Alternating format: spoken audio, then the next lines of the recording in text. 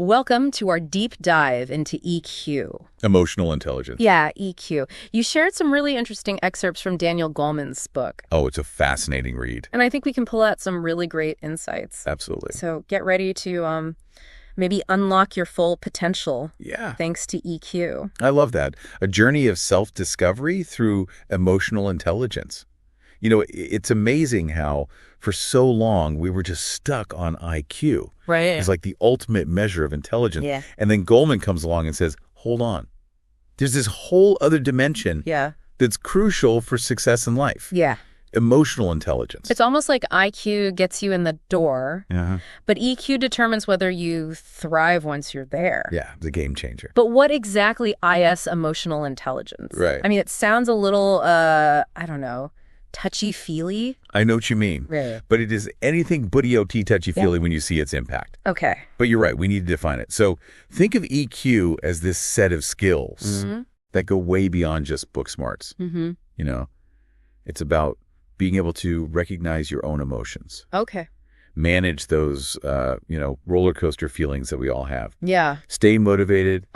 Tap into empathy and navigate the social world. You know, with a little finesse. Okay, I'm starting to get it. But why should we care about this? Right. I mean, is Goleman saying that people with high IQs are doomed to be emotionally clueless? Well, not necessarily. But he does make this point.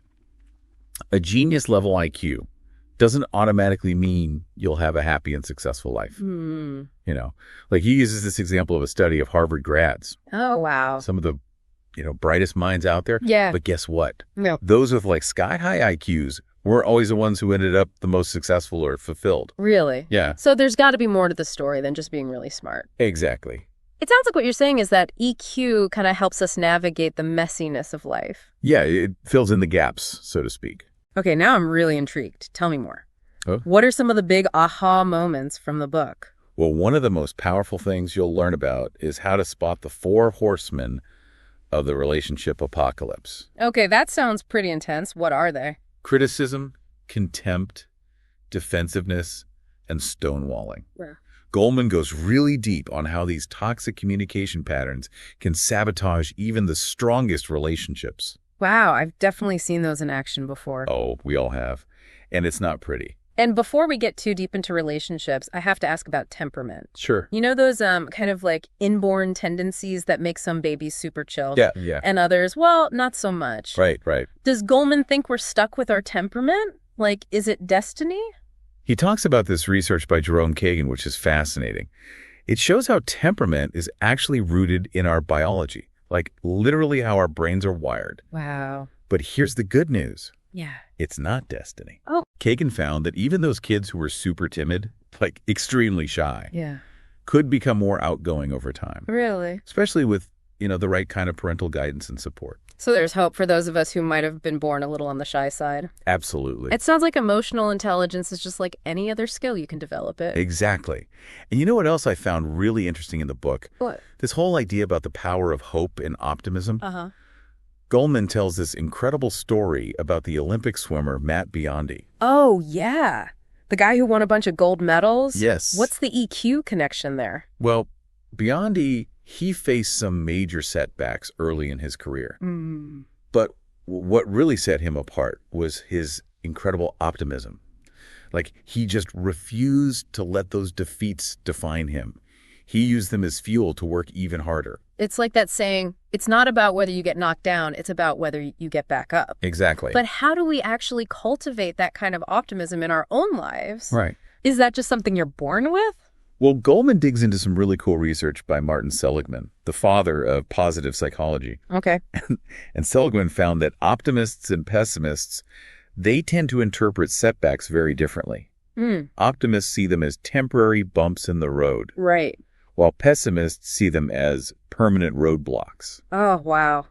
I can see how that would make a huge difference. And that difference in mindset, it has a huge impact on motivation and resilience. So it's not just about thinking happy thoughts all the time. No, not at all. It's about learning to actually reframe those negative experiences in a way that empowers you. Exactly. Okay, this is starting to feel like we're talking about superpowers. It is powerful stuff. Tell me more. What other EQ secrets does Goleman reveal? Oh, there are so many. So we've got this idea that EQ can help us with our relationships, our resilience. Absolutely. But where do we even begin building those EQ muscles? Yeah. What are the nuts and bolts here? Right. So Goleman, he breaks it down into 5 key components. Okay. Self-awareness, Okay.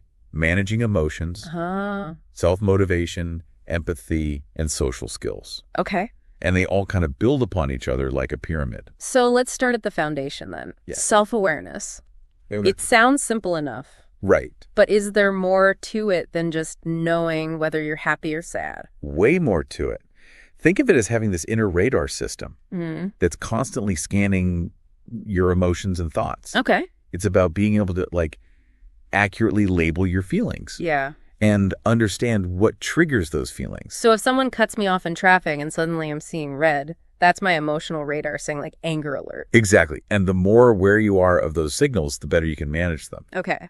You know, Goleman, he talks about this term alexithymia. Alexithymia. Which is basically the inability to identify and express your feelings. Like, imagine struggling to even put a name to what you're feeling. Yeah. That's alexithymia. Yeah. And that can make relationships really tough. Oh, I can imagine.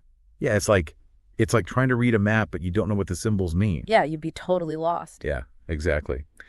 And Goleman even talks about this case study of this guy named Elliot. Okay. And Elliot had this he had brain surgery, and his personality did like a complete 180. Wow. And the surgery, it impacted his emotional processing, and suddenly he couldn't make like sound decisions anymore.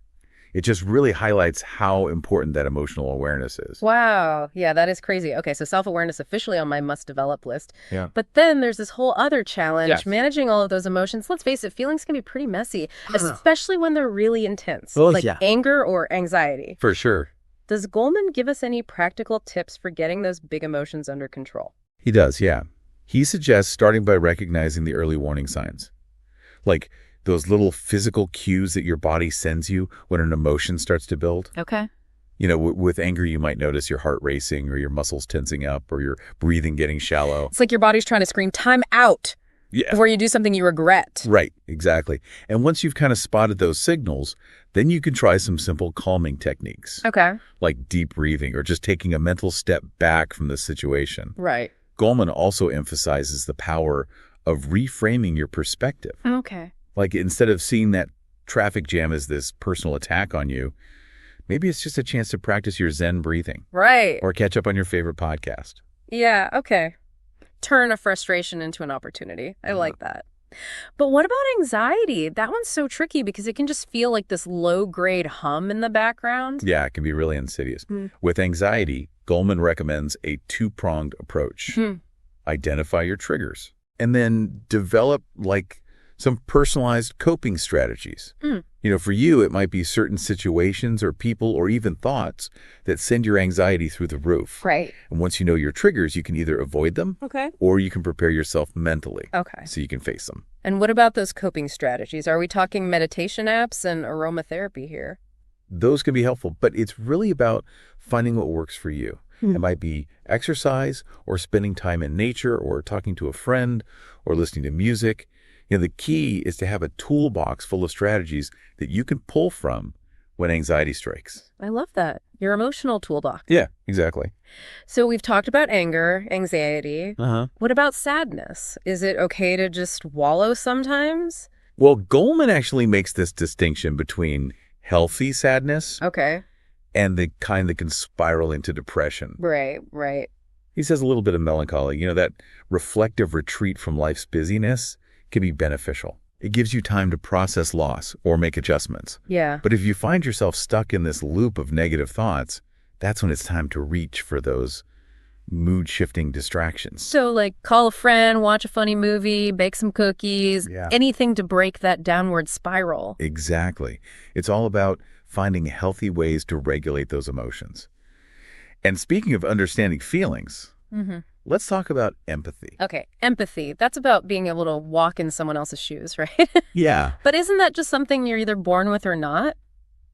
Well, Goleman actually shares some pretty amazing research on infants and toddlers that suggests empathy is kind of wired into us from a very young age. Really? Like he talks about how babies respond to the distress of others with concern, and they even try to, like, comfort them. Oh, that's so sweet. It's incredibly heartwarming. So we've all got the potential for empathy. Yeah. But how do we nurture it? Well, Goleman really emphasizes the role of parenting here.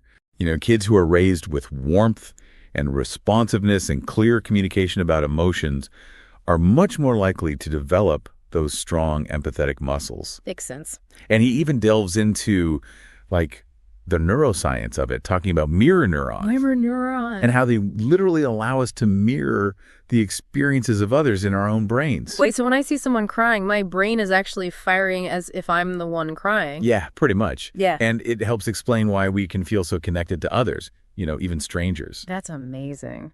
But of course, there are some individuals who lack empathy. Right. Like those with psychopathy. Yeah. And Goleman talks about how some treatment programs are actually using empathy training to try and cultivate compassion in offenders. That's both fascinating and a little bit scary at the same time. Yeah. It really makes you wonder how much of empathy is nature versus nurture. Right. But let's finish this EQ breakdown with social skills.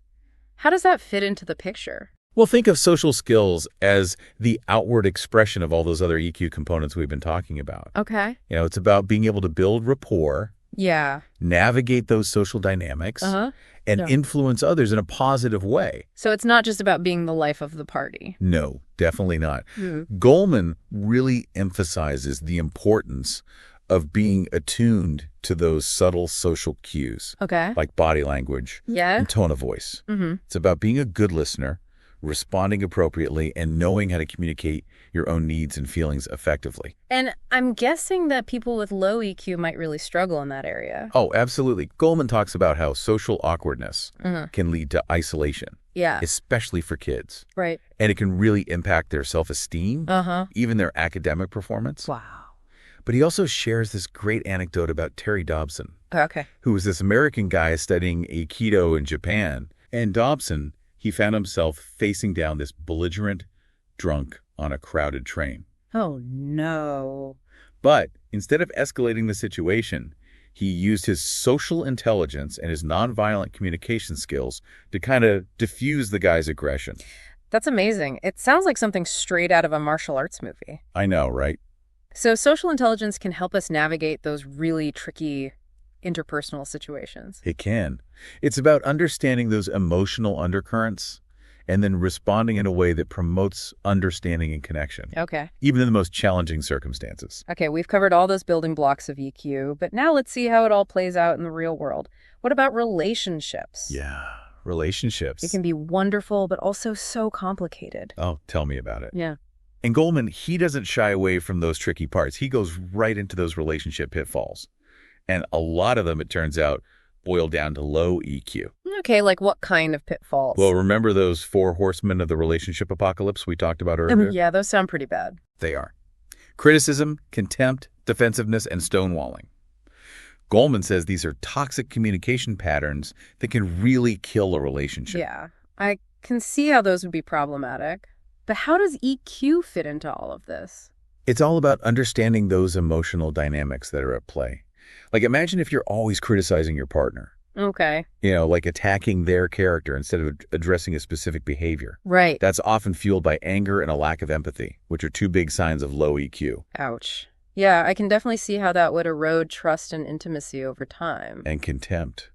That's even worse. It's like you're looking down on your partner, you know, treating them with disrespect. Right. And then you've got defensiveness and stonewalling, which basically just shut down communication Yeah. and prevent any chance of resolving the issue. So basically, low EQ can turn a little argument into a huge fight. Pretty much. Yeah. And Goleman, he doesn't stop there. He also talks about those gender differences when it comes to emotions and conflict resolution. Ooh, yeah. That can be a tricky one. Are you saying men and women are from different planets? Not exactly. But there's some research out there that suggests men tend to find it more uncomfortable to deal with emotional conflicts than women. So that's why some guys just shut down when things get heated. Well, you know, it's a generalization, of course. Right. But Understanding those differences can really help couples avoid a lot of misunderstandings and frustration. That makes sense. It's not about saying one way is better than the other. It's about just recognizing and respecting those differences. Exactly. Okay, so EQ is definitely vital for healthy relationships. But what about in the workplace? Does it matter there too? Absolutely. Goleman makes a really strong argument for the importance of EQ at work. It impacts everything from teamwork and leadership to just overall job satisfaction. Oh, I'm curious. How does EQ actually show up at work? Give me an example. Well, he talks about this fascinating study at Bell Labs, Okay. which was known for having some of the most brilliant engineers in the world. Yeah. But the most successful employees, they weren't always the ones with the highest IQs. Yeah. They were the ones with strong social skills, the ones who could build those relationships and collaborate well with others. So it's not enough to just be really smart. You also need to be able to connect with people. Exactly. Goleman talks about having those thick connections across different networks in an organization, whether it's communication or expertise or trust, And those networks, they're built on emotional intelligence. Okay, I'm seeing the bigger picture here. EQ, it's not just some fluffy self-help concept. Right. It's like a fundamental skill set for navigating life. I completely agree. And here's another mind-blowing connection Goleman makes, that link between emotional well-being and physical health. Wait, are you saying my feelings can actually affect my physical health? You got it. There's tons of research that shows that things like chronic stress, anger, anxiety, even depression can really wreak havoc on your body. And we're talking increased risk of heart disease, stroke, weakened immune system, even cancer. Wow. So our bodies are keeping score of our emotional experiences. They really are. And on the other side of that coin, positive emotions like optimism and joy have been linked to better health outcomes. Goleman even suggests that healthcare should have a more emotionally informed approach. Okay. Addressing patients' emotional needs along with their medical treatment. That makes so much sense. It's about treating the whole person, not just their symptoms. Exactly. Okay, we've covered a lot of ground here. We have. But there's one piece I still want to explore. Okay. Nurturing emotional intelligence in kids. Yeah. How do we equip the next generation with these vital skills? Well, Goleman dedicates a whole section of his book to this. He emphasizes that the family is like the first training ground for emotional development. Okay. It's where kids learn about emotions, how to express them, and how to manage them. So parents are like emotional coaches. Pretty much. I guess that puts a lot of pressure on us. It does. But Goleman also offers some really good advice. He talks about how important it is for parents to have strong emotional intelligence themselves. Right.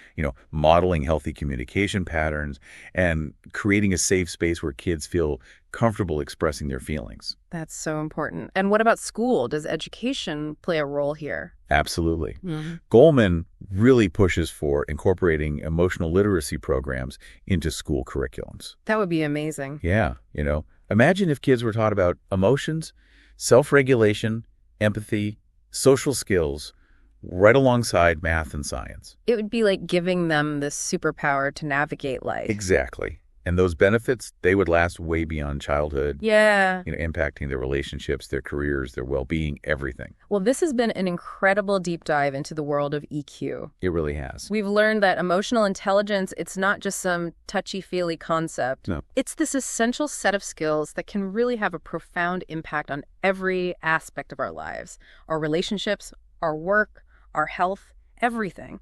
And the best part, What's that? these skills can be learned and developed no matter where we're starting from. Absolutely. If you're ready to start your own EQ journey, I highly recommend Goleman's book. Yeah, it's packed with insights. It really is. Yeah. And practical strategies for mastering emotional intelligence. Well, thanks for walking us through all of this. My pleasure. And to our listeners, remember, you have the power to shape your emotional world That's right. and create a more fulfilling life.